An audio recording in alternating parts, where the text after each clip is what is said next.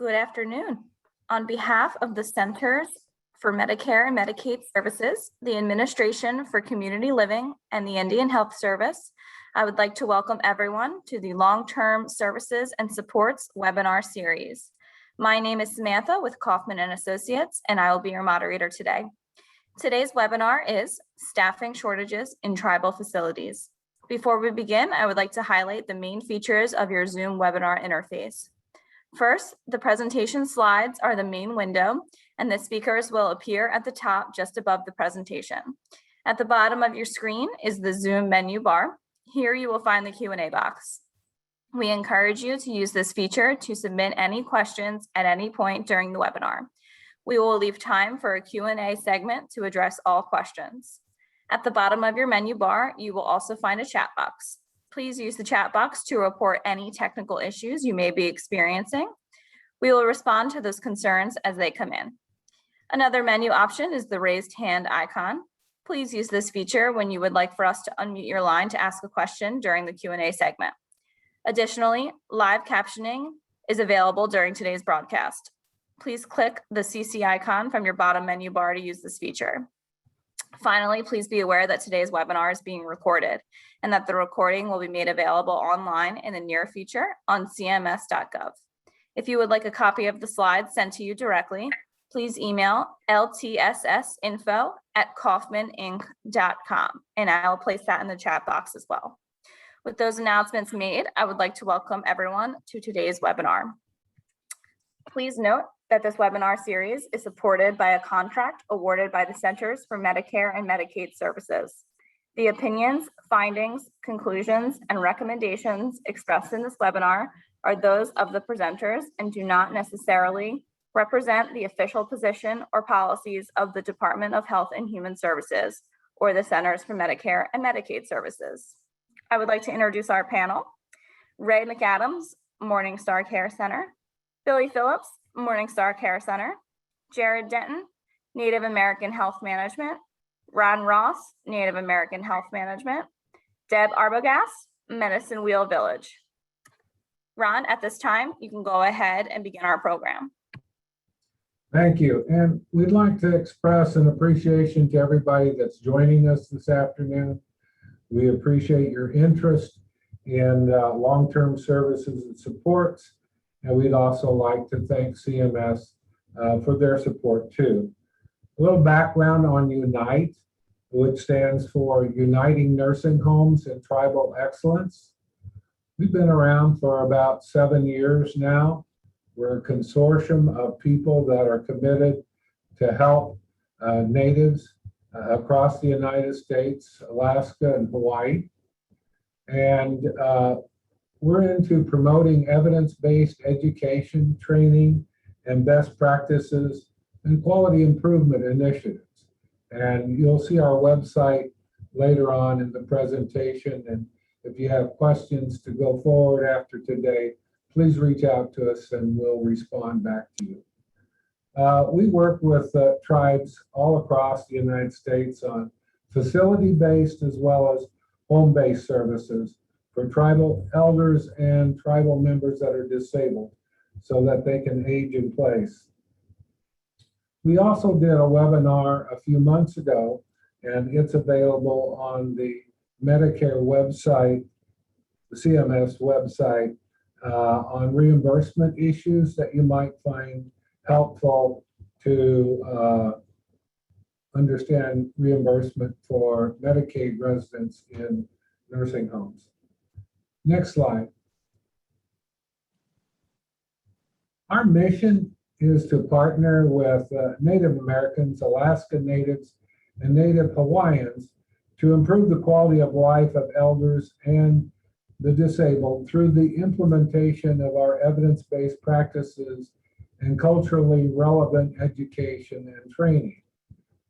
And even though we got together as a consortium about 7, 8 years ago, we went ahead and formally became a 501c3 with a board of directors from people across the United States so that we're inclusive of several different tribes.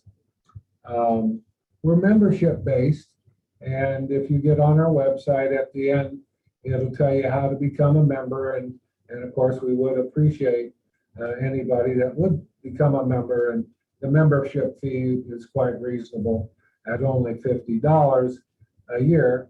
And we have tribal facilities that are members, and their membership fee is quite a bit more, but they are a facility. I'd also like to give recognition that Unite works with Leading Age, which is a national nursing home, assisted living, long-term services organization. They are huge. They have all kinds of information on their website, and Unite has been working heavily with them over the last several years, not to reinvent the wheel, but to make information available for long-term services and supports.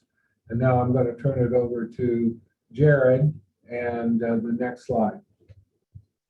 Thank you.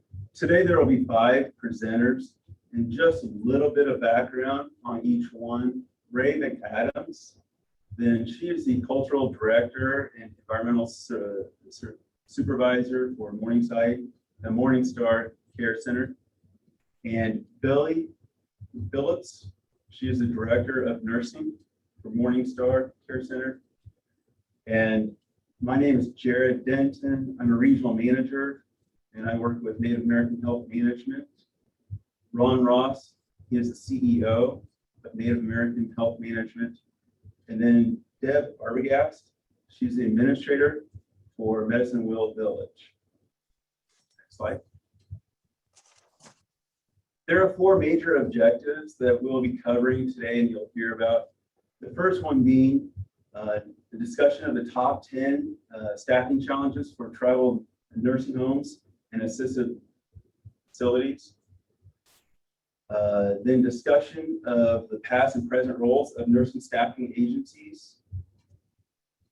Third objective is learning about financial incentives during the pandemic and their impact on staffing shortages. And the last objective would be to talk about the future staffing opportunities that are available for tribal elder care. Next slide.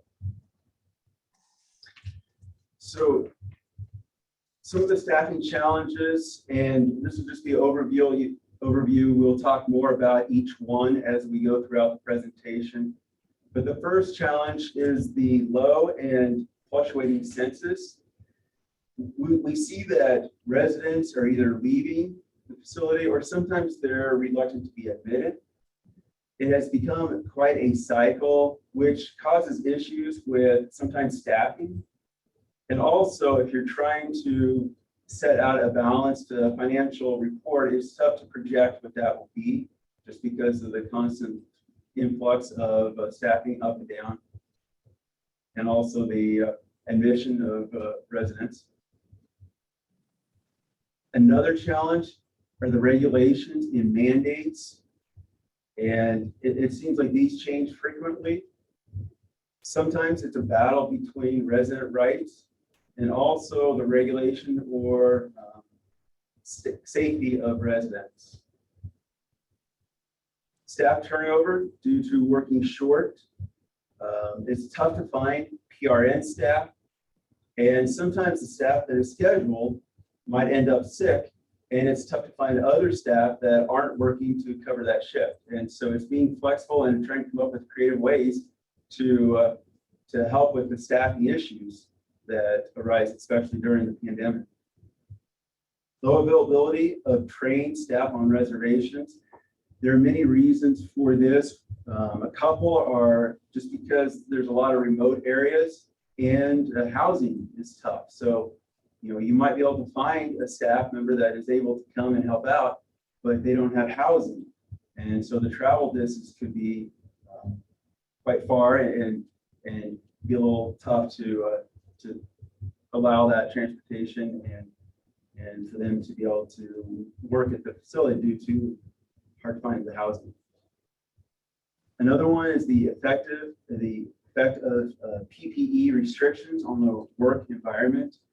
And so this would be wearing masks and also wearing the full gowns it's tougher to do some of the cares and provide some of those cares with residents, whether it be bathing or any other type of care that a resident might need. Higher costs and agency staffing costs. Agency is always expensive, but during a pandemic, that cost increased. And then the cost for other things like PPE and other materials that you might need at the facility. The end of higher pay rates that were due during COVID. And so staff used to make maybe a higher wage during the pandemic. And once you start to take some of those higher wages away, then staff think about quitting because they're used to making a certain wage. And so now it has kind of become the expected. That is the new wage that we're starting at. Family obligations and requirements. So on employees, it's sometimes how much time are they working? How many hours do they have to cover additional shifts, especially if you have already a staffing shortage and someone calls off if you're not working, are you called in to cover that? And so how does that kind of line in with the family obligations that you have as well? Sometimes it might be the fear of what might I encounter and what might that do to my family. And lastly, staff safety concerns with driving to and from work in remote locations. There's a lot of severe weather, a lot of issues with rain. If the road is kind of a dirt or narrow road, does that cause issues? Or you have snowstorms. And so there's just a lot of other issues to think about, especially with the remote traveling. All right. Next slide.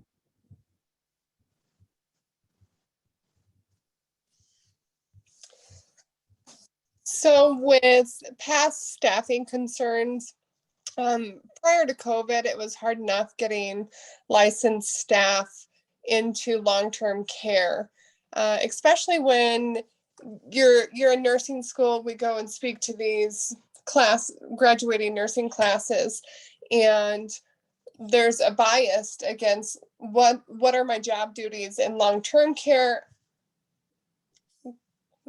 compared to acute care. And a lot of the new graduate nurses have learned all these hands-on successful tools and skills that they want to use. And they don't think they can use that in long-term care. And so we really need to focus on our skills that we do provide in the nursing home instead of just passing medications or repositioning people. They fear that they're not going to be able to use their IV skills, their PICC lines, some of their higher acuity skills in long-term care.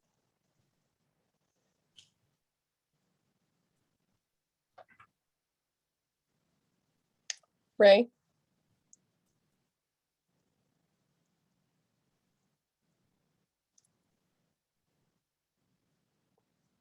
So for housekeeping, the past challenges of keeping up with knowledge and the best practices, new products, new ways to clean, and terminal room cleaning. next slide. So present and ongoing staffing concerns. Most tribal nursing homes are in rural, remote locations, and it's very difficult to have outside staff that don't live on the reservation to commute to remote locations and those family obligations.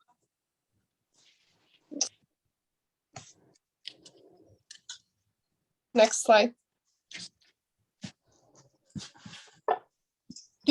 Staffing concerns, there's a ton, in my opinion. The first one is generational concerns. It's very hard in the changing of our work ethic and how the newer generations coming into the workforce really understand or their motivation or being able to be coached in a manner that is what's best for the building and not a personal attack on them. Balancing the new COVID-19 mandates and regulations with dignity and respect, that's a tough one. We've had a lot of staff burn out, really good nurses that don't want to be nurses anymore because it's a moral fight of compassionate, dignity, respect, care that we're giving to these elders.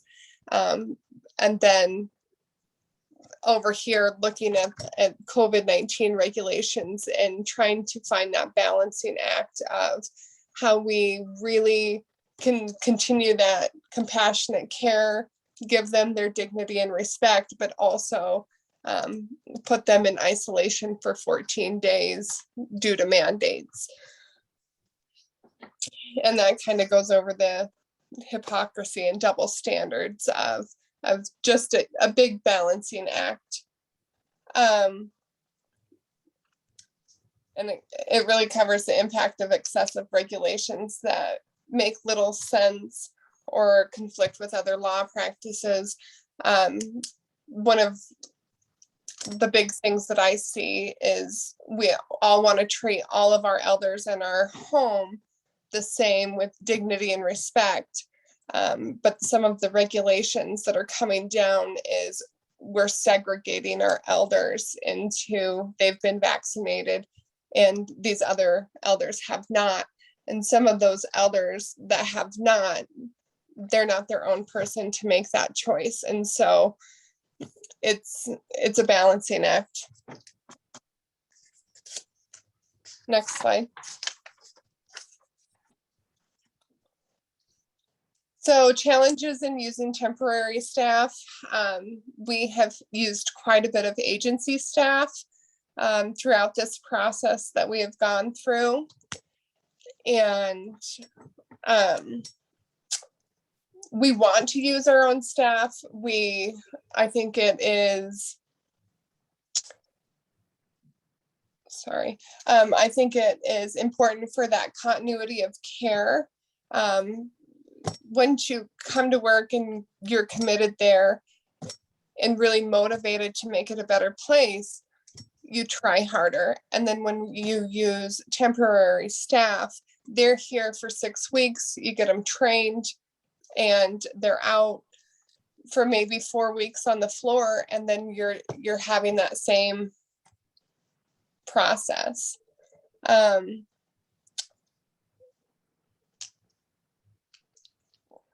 They don't really know the policies and procedures or how this building is ran. So there's a lot more room for error and mistakes, especially when it comes to state survey. And, you know, I've had one of our staff say, I feel like we're doing the best we can, but we have these travelers come in and they make a big mistake, then they leave and we're here holding the bag. And then also knowing our elders, knowing their daily routines, how they like things, and that really hurts our quality of care or our continuity, because it's not our elders' job to train staff how they want to be treated in their home. Next slide.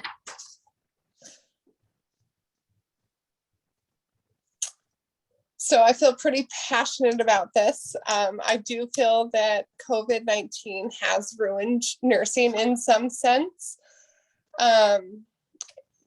Everything we have been really trying at Morningstar to go with the Eden alternative, making it home, letting our elders choose and still have that ability that they're not losing that independence to choose what they would like to do.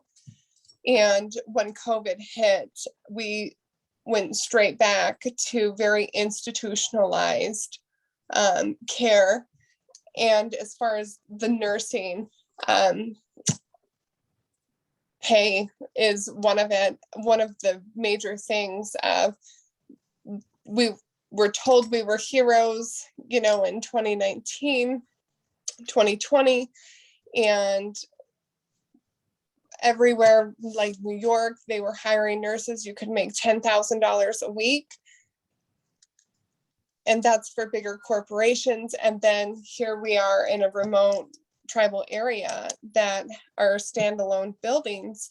They can't afford to pay agency staff or even regular employees that. And I think some of it has gotten to greed.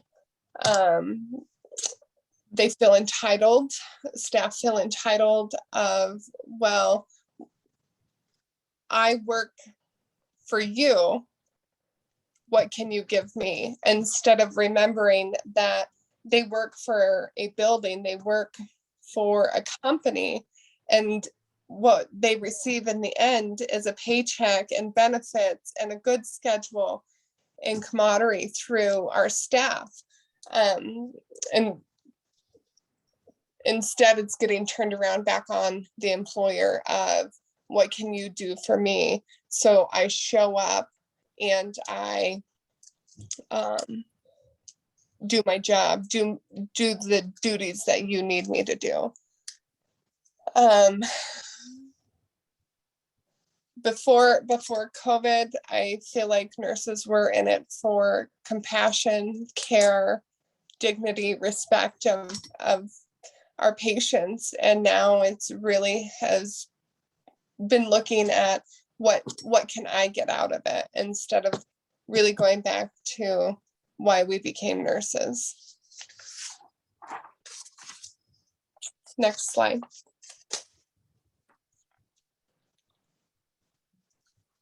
So the next slide, we have a community college about 45 minutes from our facility.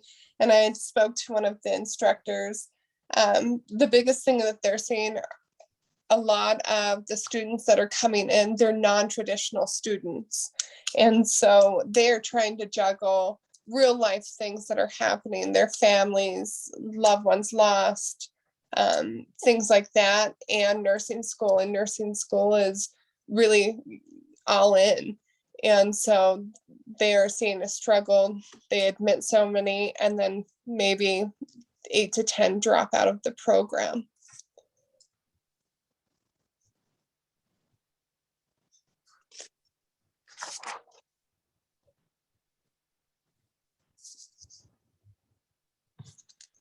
Next slide.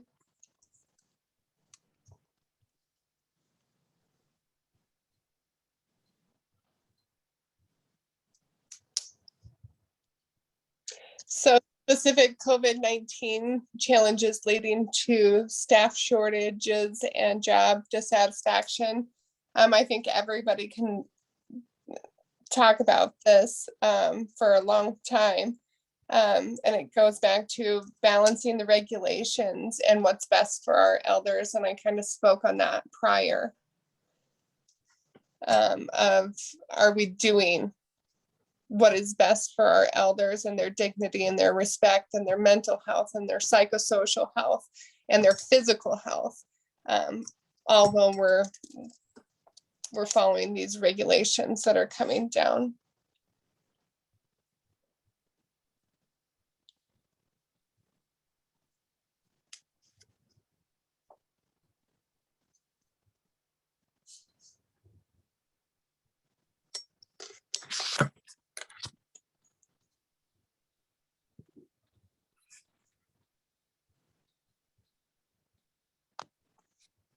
Deb, you want to talk about more of the staff shortages and job dissatisfactions that you've experienced up at Medicine Wheel in northern South Dakota? Hi, this is Deb Arbogast, and I'm the administrator at Medicine Mill Village in Eagle Butte, South Dakota. And we are a very remote area in the northwestern part of the state. And one of the challenges that we have experienced here at our facility is housing and long distances for individuals to travel to get to work. One thing that we had experienced throughout the pandemic was we did have to utilize one contract nurse to assist us on our night shift, and found that now that we are looking for another full-time nurse, the wages seem to be one of the largest hurdles for us to meet. Many nurses during the COVID pandemic, which was explained earlier by Billy, they all received maybe a hazard bonus. And now that that is gone, it is difficult for the facility, especially when you're in the remote areas, to attract in to your facility. One thing that we have also found in the more remote areas in South Dakota, that some of the nurses are actually, what they've said, taking the summer off. They have the PPE burnout. Some are feeling some actual post-traumatic stress as they lost loved ones, especially with our Native staff members. When they lost loved ones, they were not able to go through the grieving process that is similar to their culture. So our main areas here are, how do we meet those wages? The hazard bonus, was almost became expected. The travel and the remote for our facility, and getting those staff committed to picking up those shifts.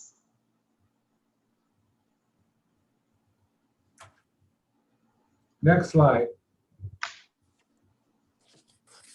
So many of the panelists have talked about the staffing shortages, what it causes.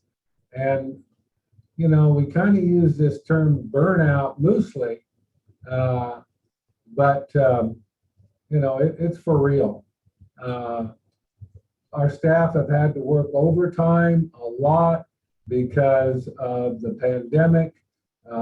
Many of our employees and their families have gotten COVID, and so we've had to adjust for their time off. Many of the agencies that we were contracting with, their employees contracted COVID, and so we had to adjust to that. So, and just trying to keep COVID out of the building and away from the residents and the quarantines, it creates, and the slide talks about our employees are scared. They're scared about bringing COVID-19 home to their families. And so it played a large role in our staffing shortages. We've mentioned it several times, but it's worth mentioning again. Our facility staff are upset when we bring in agency staff and we're paying our nurse aides maybe $18 an hour, but we're having to pay $40 an hour to the agency, and what they're paying theirs. It creates a snowball effect. People don't like to work next to people that are making a lot more money than they are. And yet at the same time, there's only so much money that the facility is bringing in. And when census drops, your revenue drops. It snowballs. It creates more of the staffing shortages and problems. And nobody likes to work short staff, but I would say during the pandemic, we've had to work more short staff than prior to the pandemic, that's for sure. We were able, and thank goodness that the government gave us some money for the COVID relief. Most of the facilities received some extra money. We were able to give our staff bonuses, a higher wage, and so the money was spent usefully and it was much appreciated. But now that that money's gone away, the employees think that they deserve to continue to make that, which we've talked about several times. And we've talked about the fact that the staff got tired of wearing gloves and gowns, and it's just life. And even the pool labor, the agency staff, those folks, they get tired too. But while we focused a lot on nursing, let's not kid ourselves. Our staffing challenges spilled into all the other departments too. Dietary has had challenges finding cooks, the dietary aides. Housekeeping has had a problem finding people to keep the facility up and clean, laundry. So this is not just a nursing problem for short staffing, it was the entire building. Now I would ask any of the presenters if they have anything else they want to add before we turn it over to questions and answers.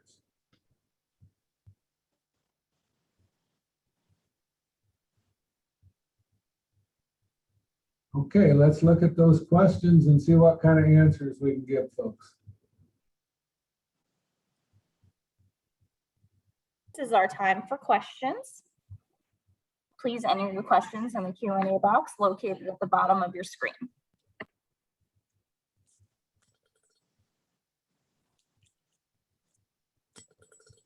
And our first question is, please discuss how these challenges affect patients with dementia. So I absolutely Go ahead. feel, oh, Go ahead, Billy. sorry. I feel like it does affect people, anybody with dementia. We really try to keep a routine, same shower days, things like that, in order to just get that routine down. And so when we are short-staffed or we don't have that routine or a new regulation comes in, our elders are affected because they don't get the same routine that they normally do. And then you see an increase in anxiety, behaviors, elopement, things like that, because they didn't get their normal routine. And on top of that would be just the care they're receiving. We try to make sure that folks with dementia have the same caregivers so that they get used to them. And now they get agency, and the agency folks don't know the peculiarities of the dementia folks. Deb, did you have something you wanted to add? One thing that we found with being a very small facility and with using the contract staff, our elders and our own staff in our facility, we consider each other family. And we did notice that there was not that unity or family connection with our dementia residents with our elders and our contract staff. We also saw where sometimes you would have to move a resident from one room to another room or one wing to another wing. It just seemed to affect all residents, but more so the residents that had some sort of dementia as well.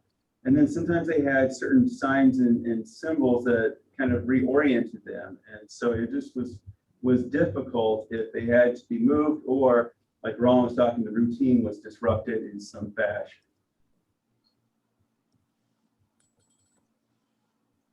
Okay, and our second question, for the CMS partners on the call, what is the response plan being worked on for staffing shortage?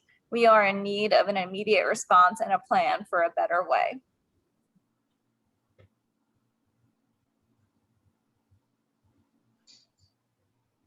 This is Deb from Medicine Wheel Village. One thing that we implemented was a call-in bonus, and it based on how many hours that you worked. That was our immediate answer for covering some of these shifts. The other thing that we are doing is we are finding that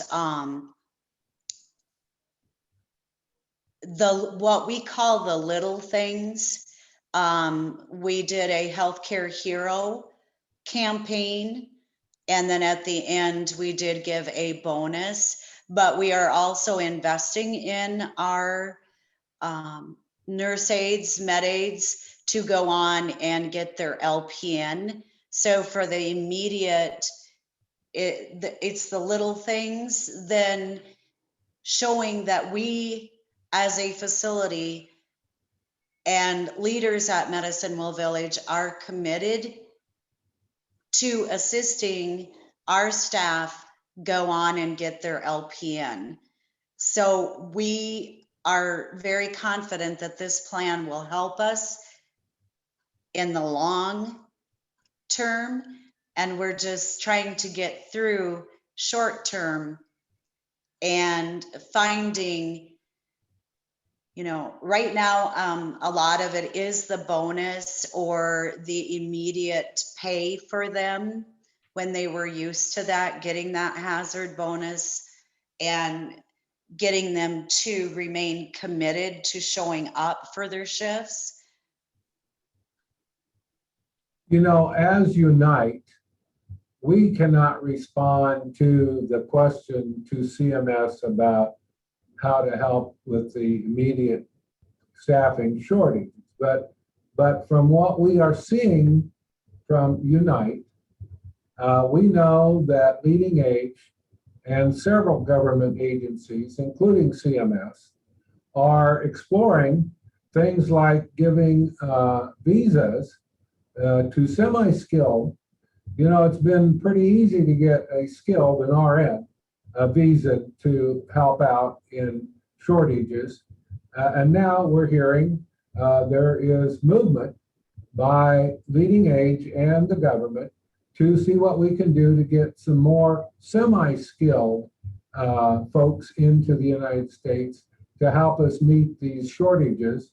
And I think we're all going to have to stay tuned on how that's coming about, but there is movement in that area. And I do see that as a breath of fresh air and hopefully hope, because we all need hope on this staffing issue. In our next question, as a manager or director, how is your schedule or duties affected when there is a staff shortage?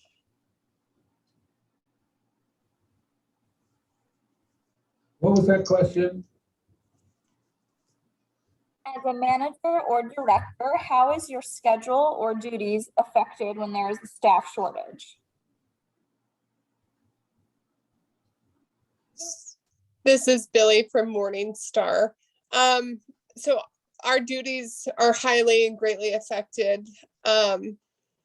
Director of nursing, I do the MDS, and then with the staffing shortages, we're working the floor. I think for the next couple weeks, I'm working 3 to 4 12-hour shifts a week on the floor. And so all of my stuff's piling up. If I get a break during the day from taking care of the elders, I run to my desk and try to answer emails or do an MDS just to try to keep my head above water. This is Deb at Medicine Wheel Village in Eagle Butte. I am the administrator here, but I am also a registered nurse. So I have also helped out on the floor when we did our COVID testing in the facility. Most of the time I ran those while our DON was probably actually working the floor.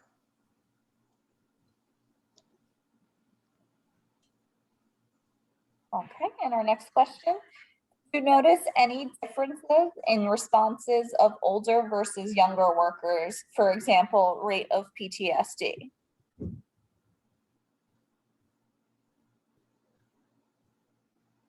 This is Billy again. I don't think so. We've had one nurse come forward. She packed up when COVID started and went to the big COVID hotspots and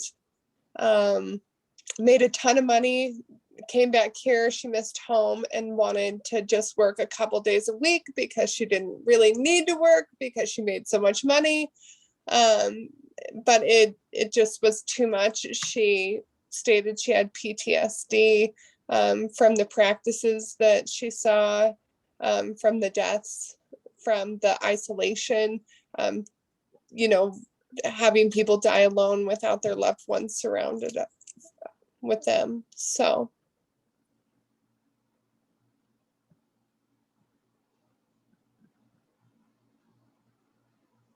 This is Deb at Medicine-Will Village. The only thing that we noticed was many of our younger staff in our nursing and housekeeping.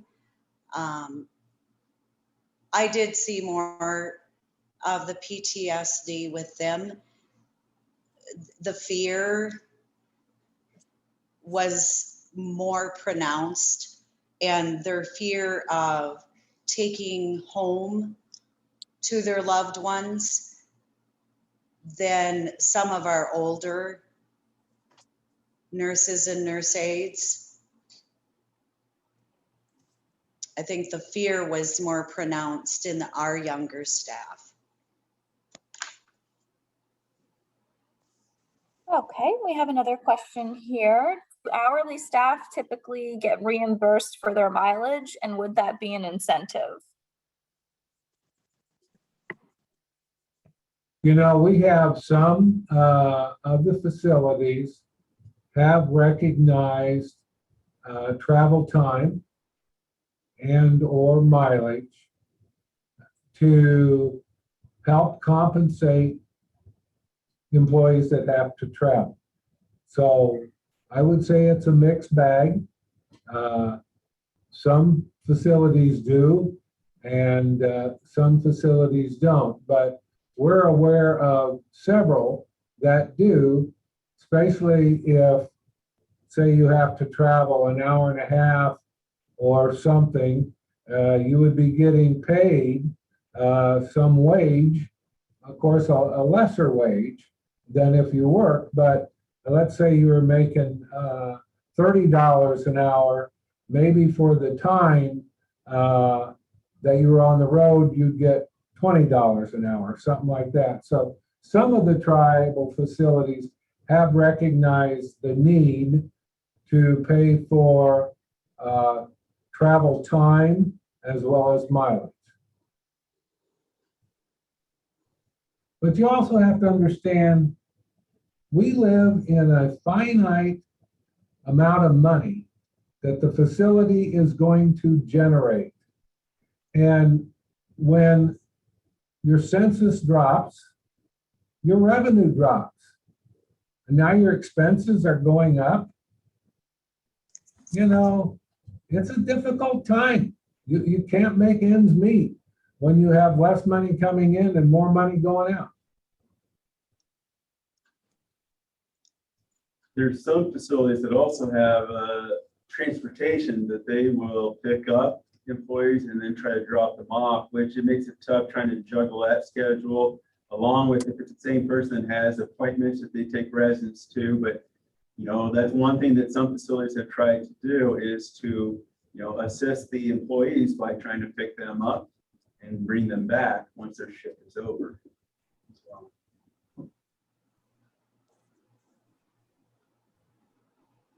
Okay, our next question. Has there been any flexibility established to reduce administrative burden? Also, how has the federal government supported staffing concerns?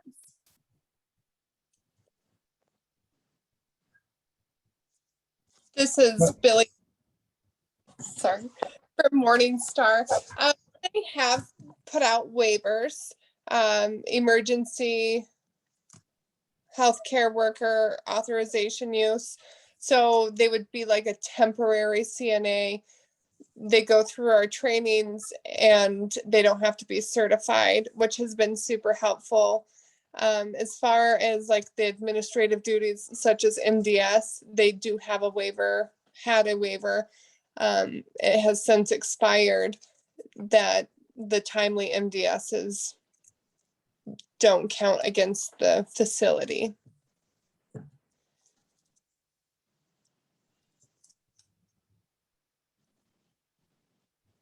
And Billy, another question for you. Could you explain what a non-traditional student is?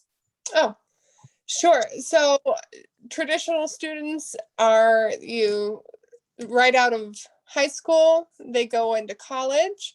Non-traditional students are the ones that take that break from high school. Maybe there's a 2-year, 4-year, 6-year, maybe even 20-year gap, and they decide to go back to school.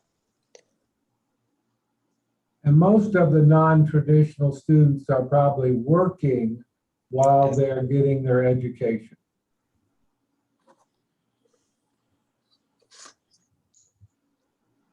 And do any of your facilities offer an employee assistance program or free counseling to staff? Hi, this is Deb at Medicine Well Village. We are working with a counseling, behavioral counseling that comes in and is seeing our residents on a one-on-one basis. And they will be doing in-services for our staff. And we will also be working with them to offer individual or one-on-one. Sometimes it's just the fear of the unknown reaching out to someone. And that's why we're going to do the large group in service, and we will do it in person and Zoom for our staff to attend. And we feel confident that some of our staff will probably reach out for assistance. Some of the facilities do have an EAP, Employee Assistance Program, with what's been going on with the pandemic. We have seen an increase in alcohol by employees. We have seen an increase in drug abuse by some employees.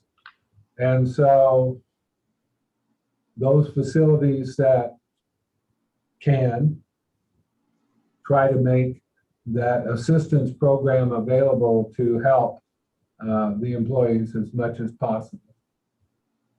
And yet make sure that the residents are our priority and that employees are not jeopardized while they're giving care.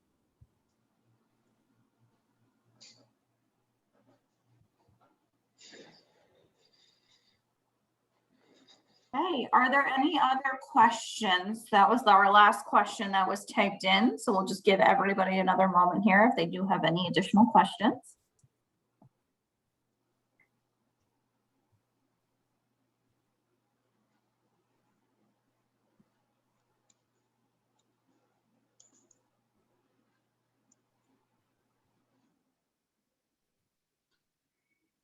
Okay, our next question. Have there been any suicides among staff?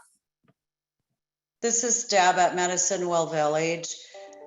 We have not had any direct suicide with our staff, but our staff members' families, a brother, an uncle, and the numbers are higher than what we've seen before.